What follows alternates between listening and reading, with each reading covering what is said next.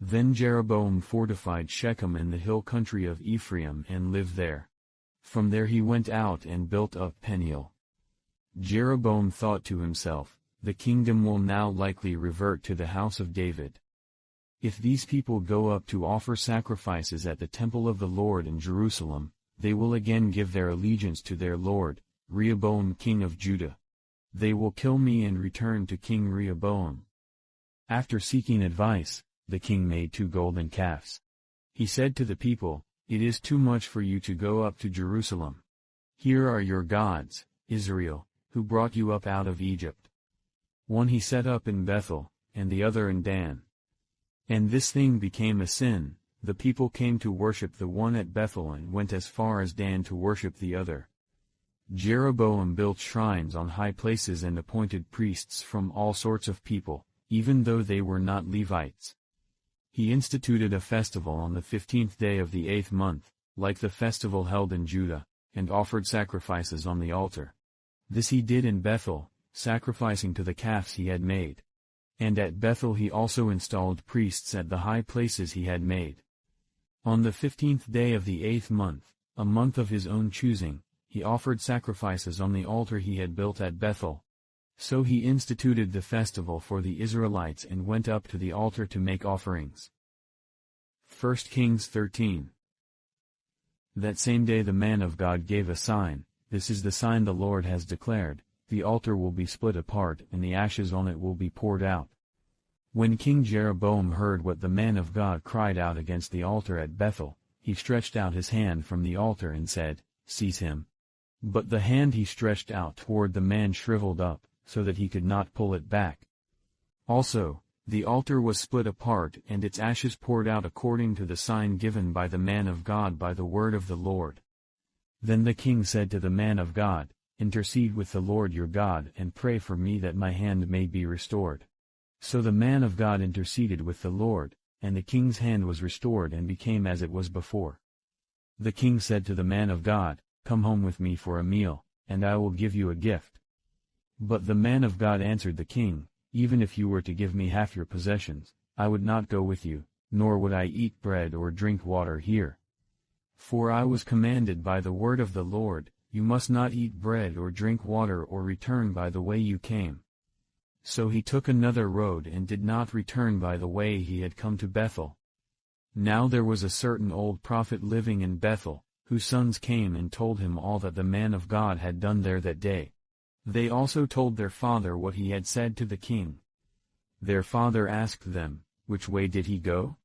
And his sons showed him which road the man of God from Judah had taken.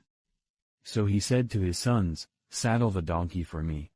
And when they had saddled the donkey for him, he mounted it and rode after the man of God. He found him sitting under an oak tree and asked, "Are you the man of God who came from Judah?" "I am," he replied. So the prophet said to him, "Come home with me and eat." The man of God said, "I cannot turn back and go with you, nor can I eat bread or drink water with you in this place. I have been told by the word of the Lord, you must not eat bread or drink water there or return by the way you came." The old prophet answered, "I too am a prophet, as you are. And an angel said to me by the word of the Lord, bring him back with you to your house so that he may eat bread and drink water." But he was lying to him. So the man of God returned with him and ate and drank in his house. While they were sitting at the table, the word of the Lord came to the old prophet who had brought him back. He cried out to the man of God who had come from Judah, "This is what the Lord says, you have defied the word of the Lord and have not kept the command the Lord your God gave you. You came back and ate bread and drank water in the place where he told you not to eat or drink. Therefore your body will not be buried in the tomb of your ancestors." When the man of God had finished eating and drinking, the prophet who had brought him back saddled his donkey for him. As he went on his way, a lion met him on the road and killed him, and his body was left lying on the road, with both the donkey and the lion standing beside it. Some people who passed by saw the body lying there, with the lion standing beside the body, and they went and reported it in the city where the old prophet lived. When the prophet who had brought him back from his journey heard of it, he said, "It is the man of God who defied the word of the Lord. The Lord has given him over to the lion, which has mauled him and killed him, as the word of the Lord had warned him." The prophet said to his sons, "Saddle the donkey for me," and they did so. Then he went out and found the body lying on the road, with the donkey and the lion standing beside it. The lion had neither eaten the body nor mauled the donkey. So the prophet picked up the body of the man of God, laid it on the donkey, and brought it back to his own city to mourn for him and bury him. Then he laid the body in his own tomb, and they mourned over him and said, "Alas, my brother." After burying him, he said to his sons, "When I die, bury me in the grave where the man of God is buried, lay my bones beside his bones."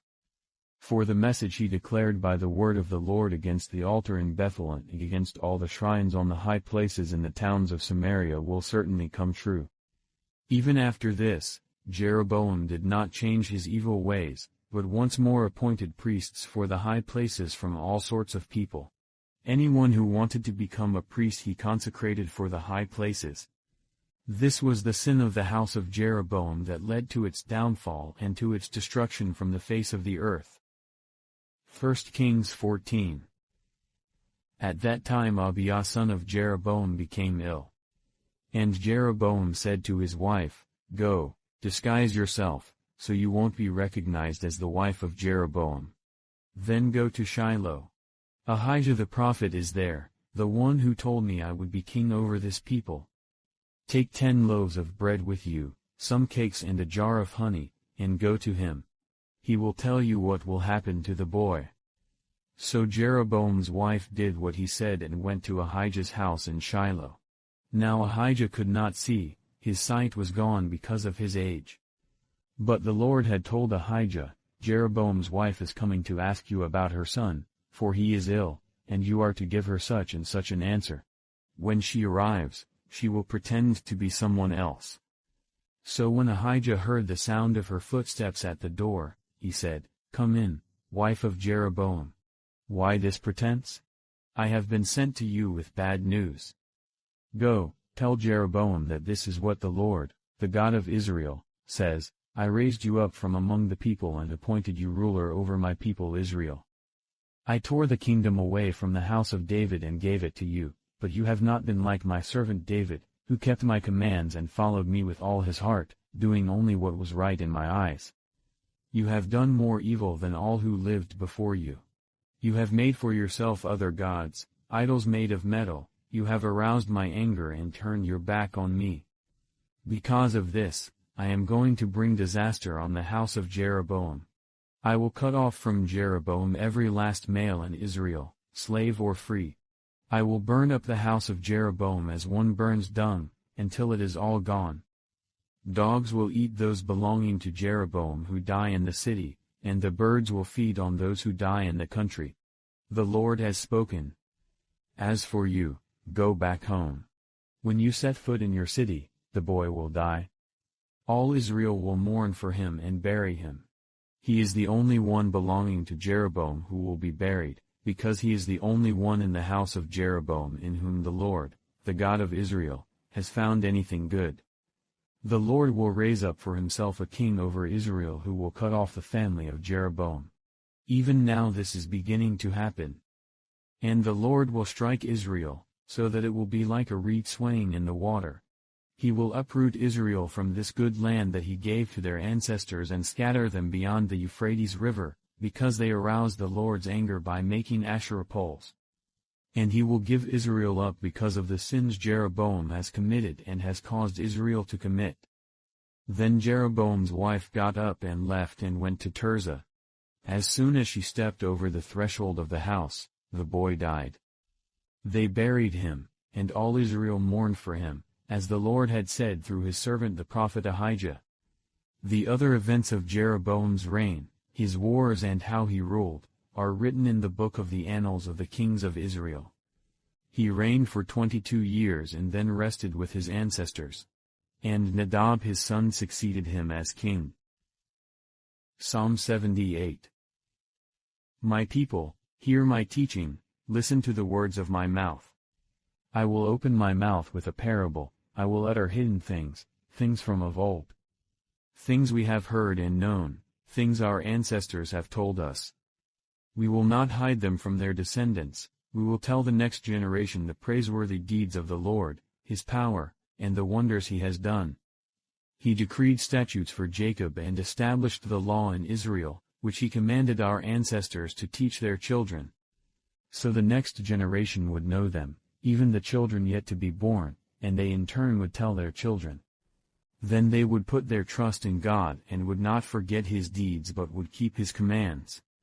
They would not be like their ancestors, a stubborn and rebellious generation, whose hearts were not loyal to God, whose spirits were not faithful to Him. Acts 16. Paul came to Derbe and then to Lystra, where a disciple named Timothy lived, whose mother was Jewish and a believer but whose father was a Greek. The believers at Lystra and Iconium spoke well of him. Paul wanted to take him along on the journey, so he circumcised him because of the Jews who lived in that area, for they all knew that his father was a Greek. As they traveled from town to town, they delivered the decisions reached by the apostles and elders in Jerusalem for the people to obey. So the churches were strengthened in the faith and grew daily in numbers. Paul and his companions traveled throughout the region of Phrygia and Galatia, having been kept by the Holy Spirit from preaching the word in the province of Asia. When they came to the border of Mysia, they tried to enter Bithynia, but the Spirit of Jesus would not allow them to. So they passed by Mysia and went down to Troas. During the night Paul had a vision of a man of Macedonia standing and begging him, "Come over to Macedonia and help us." After Paul had seen the vision, we got ready at once to leave for Macedonia, concluding that God had called us to preach the gospel to them. From Troas we put out to sea and sailed straight for Samothrace, and the next day we went on to Neapolis. From there we traveled to Philippi, a Roman colony and the leading city of that district of Macedonia. And we stayed there several days. On the Sabbath we went outside the city gate to the river, where we expected to find a place of prayer. We sat down and began to speak to the women who had gathered there. One of those listening was a woman from the city of Thyatira named Lydia, a dealer in purple cloth. She was a worshipper of God. The Lord opened her heart to respond to Paul's message. When she and the members of her household were baptized, she invited us to her home. "If you consider me a believer in the Lord," she said, "come and stay at my house." And she persuaded us.